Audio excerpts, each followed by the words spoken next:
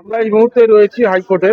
এখানে আমরা যাকে পেয়েছি ফিরদৌস শামীম, পশ্চিমবঙ্গের একজন লড়াকু আইনজীবী, যিনি এই ডিএ মামলার প্রথম দিন থেকে এই আইনি পরামর্শ দিয়েছেন, লড়াই করেছেন। সেই ডিএ মামলার রায় বেরোলো, জিতলেন আইনজীবী ফিরদৌস শামীম এবং confederation of state government employees তথা আর রাজ্যের সমস্ত কর্মচারী, অবসরপ্রাপ্ত কর্মচারী।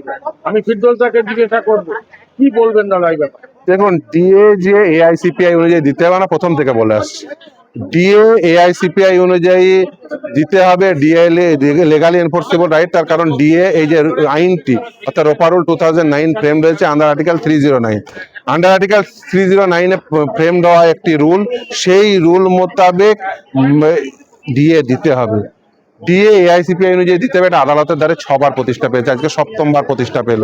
ডিএ লিগালি এনফোর্সেবল রাইট, সেটা কলকাতা হাইকোর্টে প্রতিষ্ঠা পেয়েছিল, আজকে সুপ্রিম কোর্টে প্রতিষ্ঠা পেল। আমরা প্রথম থেকে এই কথাই তো বলে আসছি, এই রোলটি তৈরি করা হয়েছিল বামফ্রন্ট আমলে। সেই সময় অর্থমন্ত্রীর নাম অসীম দাশগুপ্ত, মুখ্যমন্ত্রীর নাম বুদ্ধদেব ভট্টাচার্য। তারা চেয়েছিলেন ডিএ কর্মচারীরা আইনসঙ্গত অধিকার হিসেবে পান, সেই জন্য রোপা রুলসে এই প্রভিশন রেখেছিলেন। রোপা রুল 2019 কিন্তু নেই। সেই রুলের ইন্টারপ্রিটেশন হলো আজকে DA legally enforceable right. DA AICPI অনুযায়ী দিতে হবে, কর্মচারীরা তাদের বকেয়া ডিএ পাবেন এবং সেই কিভাবে দেওয়া হবে সেটা ঠিক করার জন্য একটি কমিটি তৈরি করে দিয়েছে, একটা 4 সদস্যের হাই পাওয়ার্ড কমিটি, যার মাথায় রয়েছেন প্রাক্তন বিচারপতি ইন্দু মালহোত্রা এবং সঙ্গে আরো 2জন প্রাক্তন বিচারপতি আর সিএজি অথবা একজন সিনিয়র মোস্ট আধিকারিক। ফলে এই 4 সদস্যের হাই পাওয়ার্ড কমিটি তারা মডালিটিস ঠিক করবেন। মার্চ মাসের মধ্যে ফার্স্ট ইনস্টলমেন্ট, মে মাসের মধ্যে সমস্ত কিছু পেয়ে যাবেন এবং তার মডালিটিস গুলো ঠিক হয়ে যাবে। ফলে খুব পরিষ্কার, মে মাসের মধ্যে কর্মচারীদের ডিএ নিয়ে আর কোনো গ্রিভান্স থাকবে না। তার কারণ সে আজকে আদালত, সর্বোচ্চ ন্যায়ালয় সে কথাই বলেছে। একটাই শুধু আপনার কাছে প্রশ্ন, যে এ রাজ্যের মুখ্যমন্ত্রী তো আইন কানুন কিচ্ছু মানেন না, সুপ্রিম কোর্টকেও মানেন।